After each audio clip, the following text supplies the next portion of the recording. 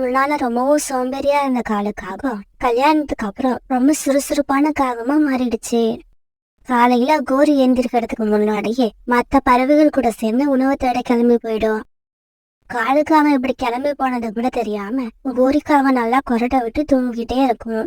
சில சமயங்கள்ல உணவு தேட போன காலுக்காகவும் திரும்பி வர வரைக்கும் கோரிக்காக தூங்கிட்டே இருக்கும். இன்னைக்கு கூட அப்படிதான். காலுக்காக உணவு எடுத்துட்டு திரும்பி வர வரைக்கும் கோரிக்காக தன்னோட கூட்டுல படுத்து தூங்கிட்டே இருந்தது. கோரி எழுந்திரு, நானே உணவு எடுத்துக்கிட்டு வீட்டுக்கு திரும்பி வந்துட்டேன். ஆனா நீ இன்னும் படுத்த படுக்கையை விட்டு எழுந்திருக்கவே இல்லை. அப்படியெல்லாம் இல்ல காலுஜி, நீங்க உணவு தேட கிளம்பி போன உடனே நானும் எழுந்திருச்சிட்டேன். பிறகு நதியில போய் கொஞ்சம் தண்ணி குடிச்சிட்டு வந்தேன். உடம்பு கொஞ்சம் டயர்டா இருக்குன்னு மறுபடியும் கூட்டுல படுத்தேன் பாருங்க. அப்படியே என்ன மறந்து தூங்கிட்டேன். சரி சரி, எனக்கு ரொம்ப தாகமா இருக்கு, கொஞ்சம் குடிக்க தண்ணீர் எடுத்து கொடு. தண்ணியா? தண்ணி வீட்டுல இல்ல. இதுக்கப்புறம் நீங்க நதியில போய் எடுத்துக்கிட்டு வந்தாதான் நம்ம வீட்டுல தண்ணி இருக்கும். ஏன்னா நேத்து நீங்க எடுத்துக்கிட்டு வந்த ஒரு பானை தண்ணி காலையிலேயே காலி ஆயிடுச்சு. கோரி, நீ வர வர நிறைய பொய் சொல்ல ஆரம்பிக்கிற. காலையில இருந்து நீ இந்த கூட்டை விட்டு எழுந்திருக்கவே இல்ல. ஆனா தண்ணி குடிக்க நதி பக்கம் போனதா என்கிட்ட பொய் சொல்ற. ஒருவேளை நீ நதி பக்கம் உண்மையிலேயே போயிருந்தேன்னா இந்த பானையிலையும் கண்டிப்பா தண்ணீர் எடுத்துக்கிட்டு வந்திருப்ப. இப்படி கோரிக்காகத்துக்கிட்ட கோபமா பேசின காலுக்காகத்துக்கு தண்ணீர் தாகம் அதிகமா இருந்ததால நதிக்கு தண்ணீர் குடிக்க பறந்து போச்சு. காலுஜி, நதி பக்கம் தானே போறீங்க, இந்த பானையை எடுத்துக்கிட்டு போய் தண்ணி பிடிச்சுக்கிட்டு வாங்க, எனக்கு ரொம்ப தாகமா இருக்கு. ஆனா கோரிக்காக சொன்னது எதையுமே காதுல வாங்காத காலுக்காக நதி பக்கத்தை நோக்கி பறந்து போச்சு. இப்படி போன காலுக்காகவும் தன்னுடைய தாகம் தீர்ற வரைக்கும் நதியில தண்ணீர் குடிச்சது. பிறகு அங்கிருந்து காலுக்காக கிளம்ப போறப்ப சோனா குருவி ஒரு பானையை எடுத்துக்கிட்டு நதிக்கரைக்கு வந்துச்சு. இப்படி வந்த சோனா குருவி கிட்ட காலுக்காக தன்னோட மனசுல உள்ள எல்லா குறையையும் கொட்டி தீர்த்துச்சு. சோனா, நீ எல்லாம் எவ்வளவு வேலை செய்யற. காலையில என் கூட உணவு தேட கிளம்பி வர்ற, அதுக்கப்புறம் வீட்டுக்கு வந்து வீட்டு வேலைகளையும் பார்க்க ஆரம்பிக்கிற. இதோ இப்ப கூட பானையை எடுத்துக்கிட்டு தண்ணி எடுக்கிறதுக்காக தான் வந்திருக்க. ஆனா என்னோட மனைவி கோரி எந்த வேலையும் செய்யறதே இல்ல. நான் கொண்டு போற உணவை சாப்பிட்டுட்டு எப்பவும் கூட்டுல படுத்து தூங்கிக்கிட்டே இருக்கா. காலண்ணா, எத்தனை நாளைக்கு தான் ஒரு பொண்ணால அப்படி இருக்க முடியும்? கவலைப்படாதீங்க, கொஞ்சம் கொஞ்சமா கோரியக்கா தன்னை மாத்திக்கிட்டு வேலை செய்ய ஆரம்பிப்பாங்க. இப்படி சொன்ன சோனா குருவி பிறகு அங்கிருந்து பறந்து போச்சு. மறுநாள் சோனா குருவி, புறா, ரீட்டா கிளி இவங்க 3 பேரும் காலுக்காகத்தோட வீட்டு வாசல்ல வந்து குரல் கொடுக்க ஆரம்பிச்சாங்க. காலு காலு, சீக்கிரமா வா, ஏற்கனவே லேட் ஆயிடுச்சு, இதுல நீ வேற நேரமாக்காத. காலு, நாங்க பேசுறது உனக்கு கேக்குதா இல்லையா? வரலன்னா இப்பவே சொல்லிடு, நாங்க கிளம்புறோம். இங்க பாருங்க, நீங்க பேசுறது எல்லாம் எனக்கு கேக்குது. ஆனா இன்னைக்கு நான் உணவு தேட வரல, அதனால நீங்க கிளம்பலாம். என்னது, உணவு தேட போகலையா? ஏன் உணவு தேட போகலன்னா நம்ம இன்னைக்கு எதை சாப்பிடுறது?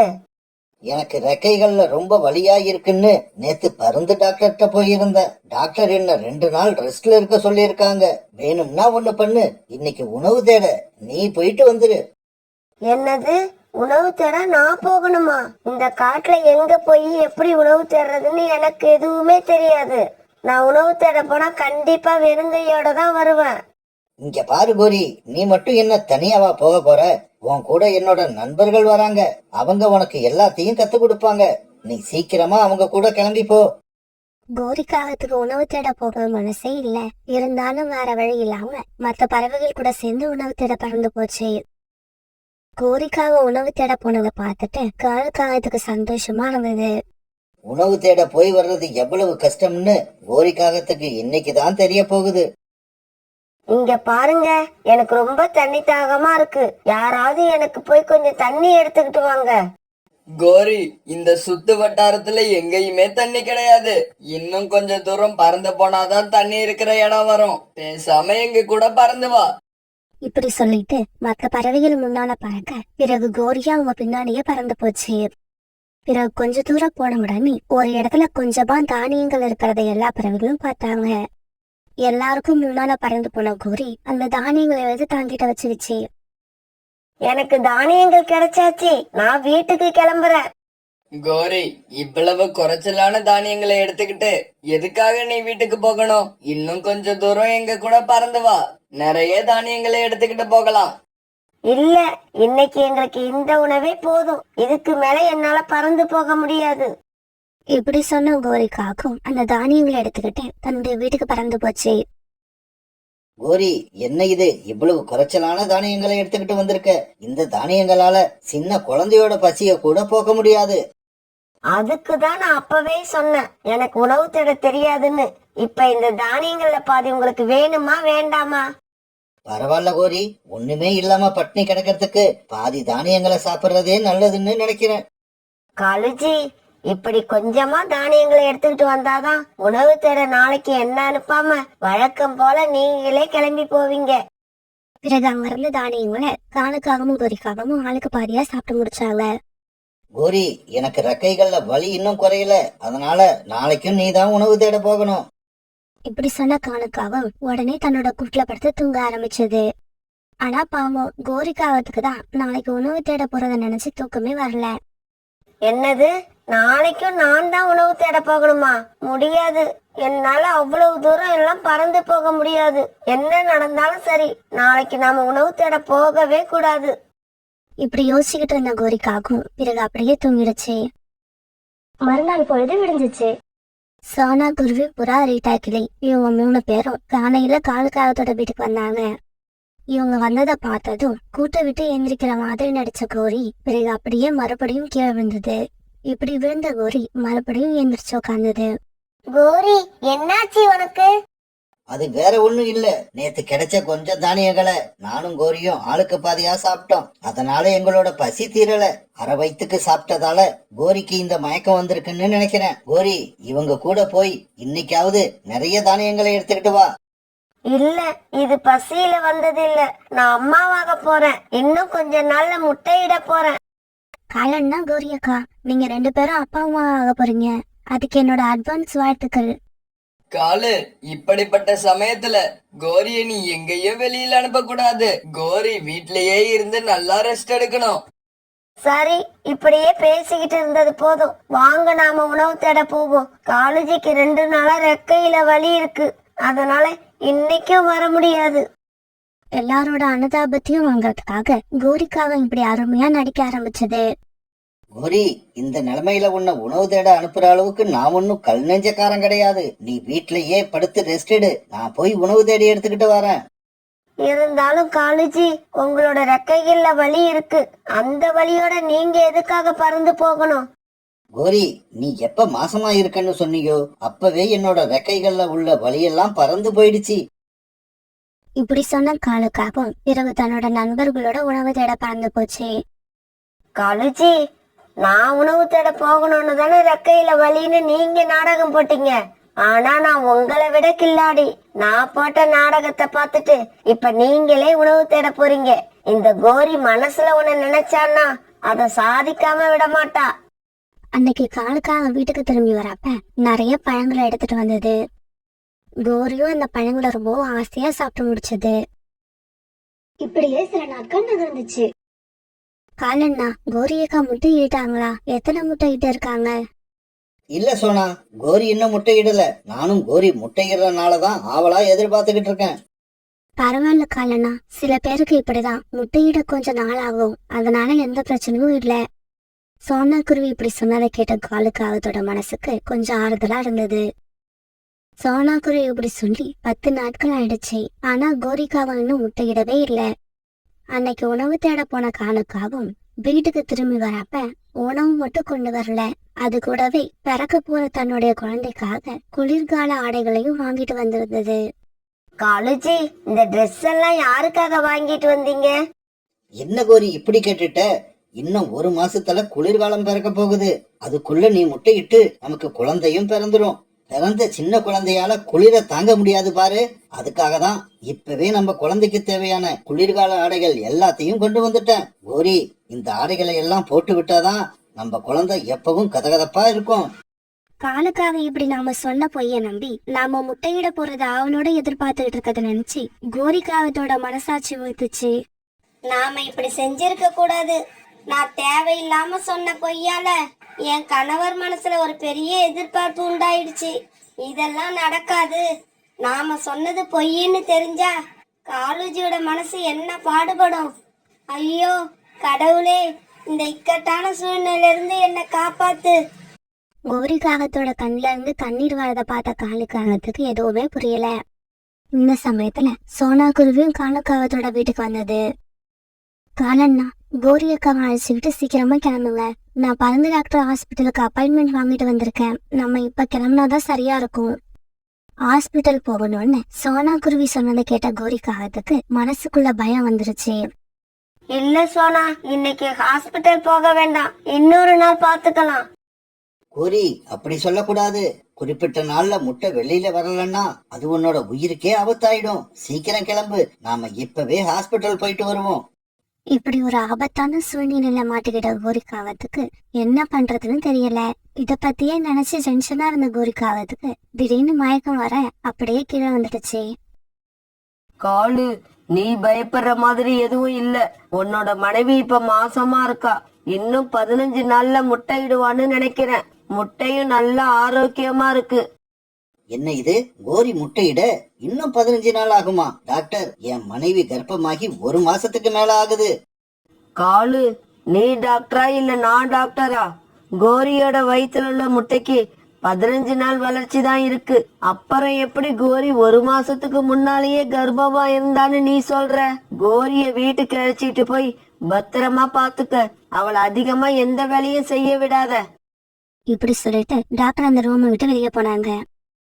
இதையெல்லாம் கண்ணை மூடிக்கிட்டு கேட்டுக்கிட்டே படுத்திருந்த கோரிக்காகவும் தன்னோட கணவரை பார்த்து அழுதுகிட்டே இப்படி பேச ஆரம்பிச்சது. காலுஜி, தயவு செய்து என்ன மன்னிச்சிருங்க. நான் உங்ககிட்ட மாசமா இருக்கிறதா சொன்னதெல்லாம் போய். இப்படி ஆரம்பிச்ச கோரிக்காகவும் நடந்தது எல்லாத்தையும் காலுக்காகத்துக்கிட்ட சொல்லி முடிச்சது. காலுஜி, தயவு செய்து என்ன மன்னிச்சிருங்க. இதுக்கப்புறம் நான் இந்த மாதிரி சோம்பேறித்தனமா இருக்க மாட்டேன். நம்ம வீட்டுக்காக நீங்க எவ்வளவு கஷ்டப்படுறீங்களோ அதே அளவு நானும் கஷ்டப்படுவேன். காலண்ணா, நடந்தது எல்லாத்தையும் பார்க்கும்போது எனக்கு ரொம்ப சந்தோஷமா இருக்கு.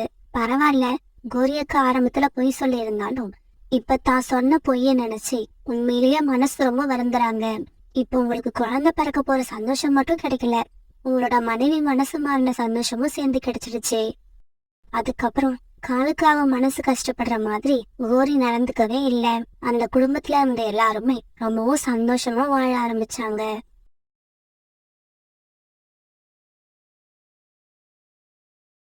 அந்த காட்டோட கிளைமேட் கொஞ்சம் கொஞ்சமா மாற ஆரம்பிச்சது. வெயில் காலம் முடிய போற நேரம் அது.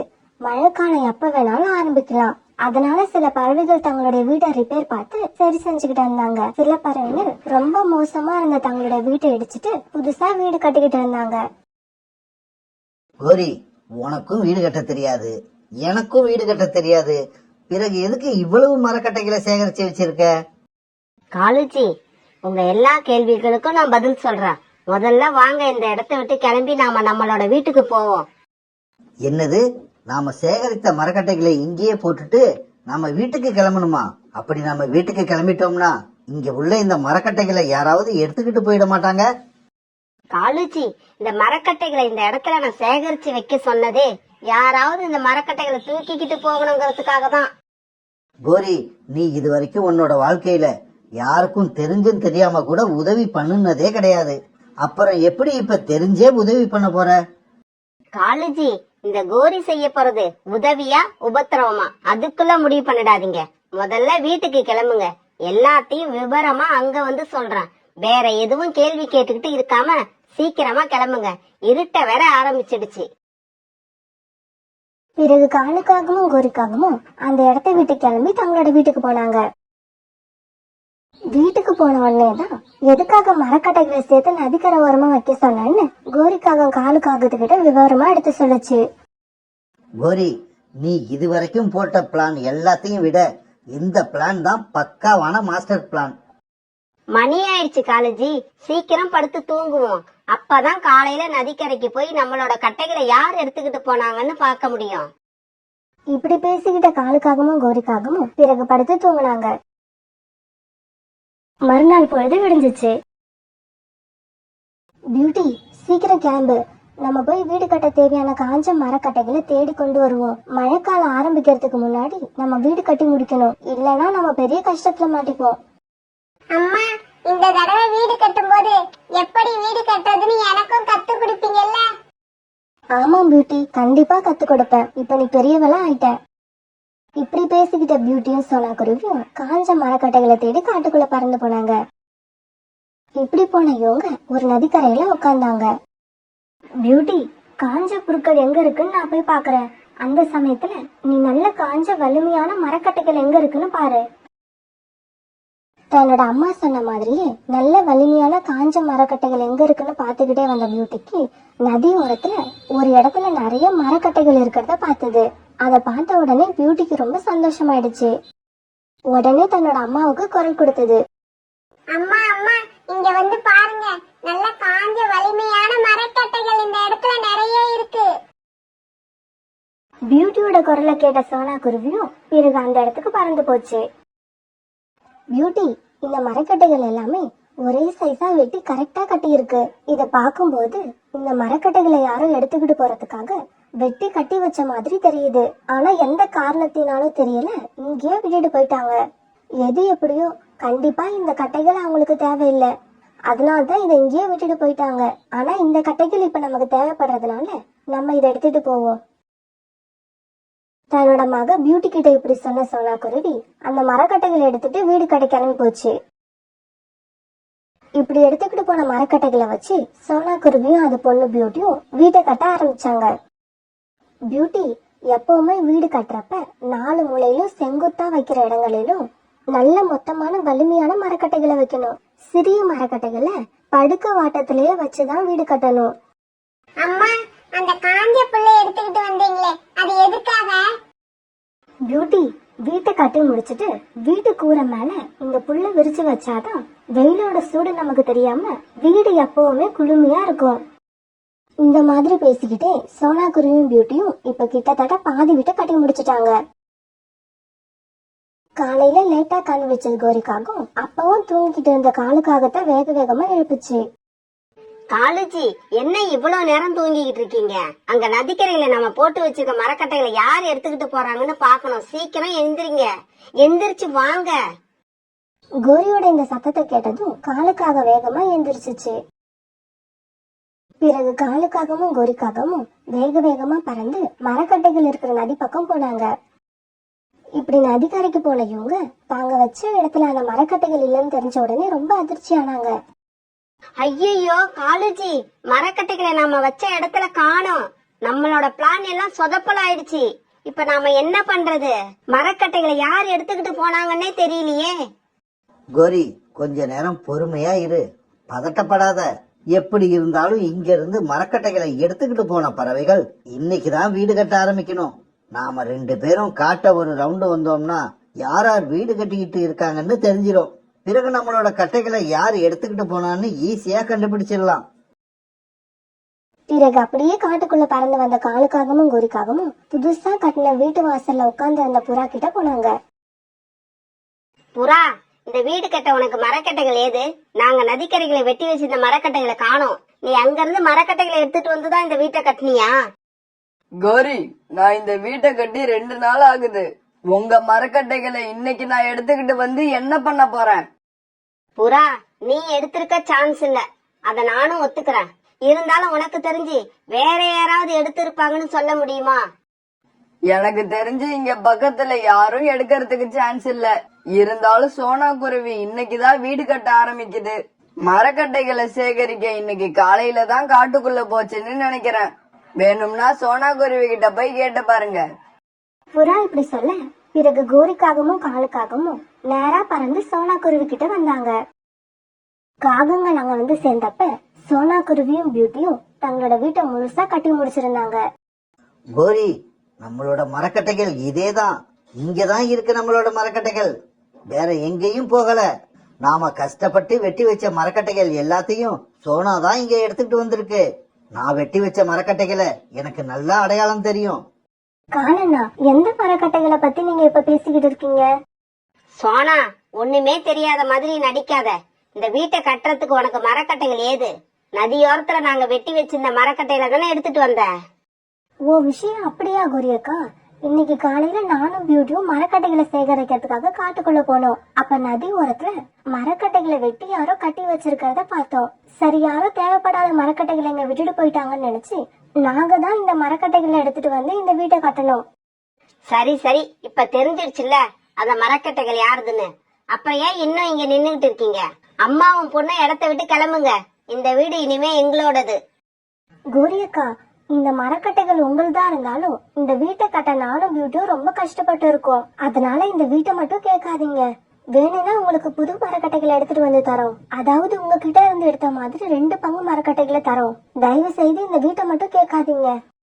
ஏய் சோனா, வீட்டை மட்டும் கொடுக்க முடியாதுன்னு சொன்ன ஓங்கி ஒண்ணு போடுவேன். எங்களோட மரக்கட்டைகளை பயன்படுத்தி கட்டின வீடு எங்களுக்கு தான் சொந்தம். இன்னும் ஒரு நிமிஷம் எங்க அம்மாவும் பொண்ணு இருந்தீங்க, எங்க கிட்ட இருந்து அடி வாங்கிட்டு தான் போவீங்க. பியூட்டி, நாம தான் பெரிய தப்பு பண்ணிட்டோம். அந்த கட்டையை நம்ம எடுத்துட்டு வந்திருக்கவே கூடாது.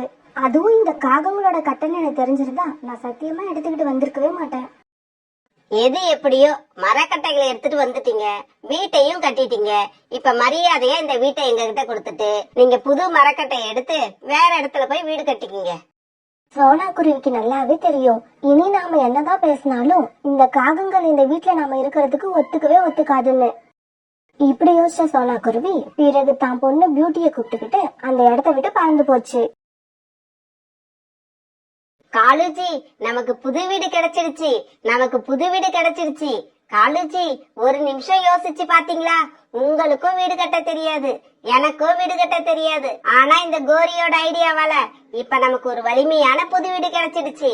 இந்த சோனா குருவியை நினைச்சா எனக்கு சிரிப்பு தான் வருது. இந்த குருவி நம்ம கிட்ட ஏமாறதுக்குன்னே இருக்கு. இப்படி போன சோனா குருவியும் பியூட்டியும் ஒரு ஆத்தங்கரையில போய் உட்கார்ந்தாங்க.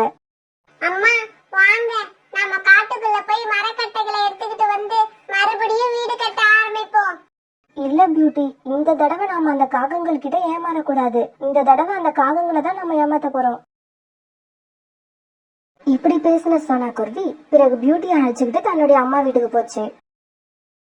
இப்படி வீட்டுக்கு போன சோனா குருவி தன்னோட அம்மா கிட்ட நடந்தது எல்லாத்தையும் சொல்லி அழுதுச்சு. சோனா, நீ எதுக்கும் கவலைப்படாத. நீ யாரையும் கெடுக்கணும்னு நினைக்கல. உனக்கு எல்லாமே நல்லபடியா தான் நடக்கும். நீயும் பியூட்டியும் எனக்கு ஈர களிமண் மட்டும் எடுத்துக்கிட்டு வந்து கொடுங்க. நீங்க நினைக்கிற மாதிரி வீட்டை நான் சீக்கிரமாவே கட்டி கொடுக்கறேன். காலுஜி, காலுஜி, அங்க பாருங்க, நம்ம கிட்ட வீட்டை கொடுத்துட்டு போன சோனா குருவி அவங்க அம்மாவை அழைச்சிக்கிட்டு வந்து அங்க ஒரு அழகான மண் வீட்டை கட்டிக்கிட்டு இருக்கு. கோரி, வெயில் காலத்துல மண் வீட்டுக்குள்ள இருந்தா எப்படி தெரியுமா இருக்கும்? ஏசி வச்ச வீட்டுக்குள்ள இருக்கிற மாதிரி இருக்கும். அப்படியா காலுஜி? நான் இது வரைக்கும் மண் வீட்டுல வாழ்ந்ததே இல்ல. அத பத்தி நீ ஒன்னும் கவலைப்படாத கோரி. சோனா குருவியோட அம்மா அந்த வீட்டை கட்டி முடிக்கட்டும். சோனா குருவி கிட்ட நாம இந்த வீட்டை கொடுத்துட்டு அந்த வீட்டை வாங்கிடுவோம். காலுஜி, சோனா குருவி அந்த வீட்டை கொடுக்க மாட்டேன்னு சொன்னா? அது எப்படி இல்லைன்னு சொல்ல முடியும்? ஓங்கி 2 போட்டோம்னா எந்த வீடா இருந்தாலும் அது நம்ம கிட்ட விட்டுட்டு சோனா குருவி ஓடியே போயிடும். அன்னைக்கு சாயங்காலம் வரைக்கும் வேலை செஞ்ச சோனா குருவியோட அம்மா அந்த அழகான மண் வீட்டை கட்டி முடிச்சாங்க. அந்த வீடு ரொம்பவும் அழகா இருந்தது. சோனா, நான் சொல்றத நல்லா காதுல வாங்கிக்க. இது மண் வீடு. வெயில் காலத்துல இந்த வீட்டுல வசிக்க ரொம்ப குளுமையா இருக்கும். இருந்தாலும் மழை காலத்துல இந்த வீட்டுல வாழறது ரொம்பவும் ஆபத்தானது. எப்ப வேணும்னாலும் இடிஞ்சு விழ வாய்ப்பு இருக்கு. அம்மா, எனக்கு இந்த விஷயம் ஏற்கனவே தெரியும். தெரிஞ்சதால தான் இந்த மண் வீட்டை நான் கட்டவே சொன்னேன். கொஞ்ச நேரம் கழிச்சு சோனா குருவியோட அம்மா தன்னோட வீட்டுக்கு பறந்து போனாங்க. பிறகு சோனா குருவியும் பியூட்டியும் தங்களோட மண் வீட்டுக்குள்ள போகலாம்னு நினைக்கிறப்ப கோரிக்காகமும் காலுக்காகவும் அங்க வந்தாங்க. சோனா, காலையில உன்னை அந்த வீட்டை விட்டு அனுப்பினதுல இருந்தே எனக்கு மனசே சரியில்லை. என்ன இருந்தாலும் அந்த வீடு நீயும் உன் பொண்ணு பியூட்டியும் பார்த்து பார்த்து கட்டின வீடு. நான் செஞ்சது நியாயம் இல்லைன்னு என் மனசே எனக்கு சொல்லுச்சு. அதனாலதான் அந்த வீட்டை உனக்கே கொடுத்துட்டு நான் இந்த வீட்டுல வந்து இருக்கலாம்னு முடிவு பண்ணிருக்கேன். கோரி அக்கா, உங்க பேச்சையெல்லாம் நம்பி இந்த வீட்டை உங்களுக்கு நான் கொடுக்க மாட்டேன். 2 நாள் இந்த வீட்டுல இருப்பீங்க, எனக்கு மறுபடியும் அந்த வீடு வேணும்னு கேப்பீங்க. அதனால இந்த மண் வீட்டுல நானே இருந்துக்கிறேன். சோனா தங்கச்சி, தயவு செய்து இப்படி எல்லாம் சொல்லாத. இந்த வீட்டை நீ எங்களுக்கு கொடுத்துட்டேன்னா நாங்க அந்த மரக்கட்டைகளை வச்சு கட்டின வீட்டு பக்கம் இனிமே சத்தியமா வரமாட்டோம். கோரி, நீயும் சத்தியம் பண்ணு. ஆமா சோனா, நீங்க ஆசையா கட்டின வீட்டை நீங்களே எடுத்துக்குங்க. இந்த மண் வீட்ல நாங்க இருந்துக்கிறோம், இது சத்தியம். கோரியும் காலுவும் இப்படி போட்டி போட்டுக்கிட்டு சத்தியம் பண்ண உடனே சோனா குருவியும் பியூட்டியும் ரொம்ப சந்தோஷமா தங்களோட மரக்கட்டைகளால் ஆன வீட்டுக்கு போனாங்க. அங்க போய் ரொம்ப மகிழ்ச்சியா வாழ்ந்தாங்க. இப்படியே சில நாட்கள் நகர்ந்துச்சு. ஒரு நாள் கருமேகங்கள் எல்லாம் ஒன்னா திரண்டு வந்து பெரிய சத்தத்தோடு இடிமுடிக்க ஆரம்பிச்சது. பிறகு கொஞ்ச நேரத்துல மழையும் பெஞ்சது. காலுஜி, நாம இத்தனை நாள் இந்த மண் வீட்ல வெயில்ல இருந்துதான் பாத்திருக்கோம். இன்னைக்குதான் முதல்ல மழையில இருந்து பார்க்க போறோம். அத நினைச்சாலே எனக்கு ரொம்ப சந்தோஷமா இருக்கு. ஆமாங்கோரி, எனக்கு கூட இப்ப நம்ம வீட்டுக்குள்ள 4 ஏசி இருக்கிற மாதிரி இருக்கு. இப்படியே பேசிக்கிட்டு இருந்த காலுவும் கோரியும் அப்படியே தூங்க போனாங்க. ராத்திரி பூரா பெஞ்சுக்கிட்டே இருந்த மழையில பாதி ராத்திரியில அந்த மண் வீடு கொஞ்சம் கொஞ்சமா கரைஞ்சி கடைசியா இடிஞ்சே கீழே விழுந்துடுச்சு. காலுஜி, நீங்க எங்க இருக்கீங்க? கோரி, நீ எங்க இருக்க? நான் இங்க கீழே கிடக்குறேன். காலுஜி, என்னோட ரெக்கையில ஒன்ன காணோம். ரத்தம் வேற அதிகமா வருது. எனக்கு 2 ரெக்கைகளும் இருக்கு, ஆனா வால் பகுதியை தான் காணும். காலுஜி, சோனா குருவியை ஏமாத்தி ஏமாத்தி வீட்டை வாங்கினதுக்கான தண்டனை இதுதான்னு நினைக்கிறேன். ஆமா கோரி, ஆமா. அதனாலதான் உனக்கு ஒரு ரெக்கையும் எனக்கு வாலும் இல்லாம போயிடுச்சு.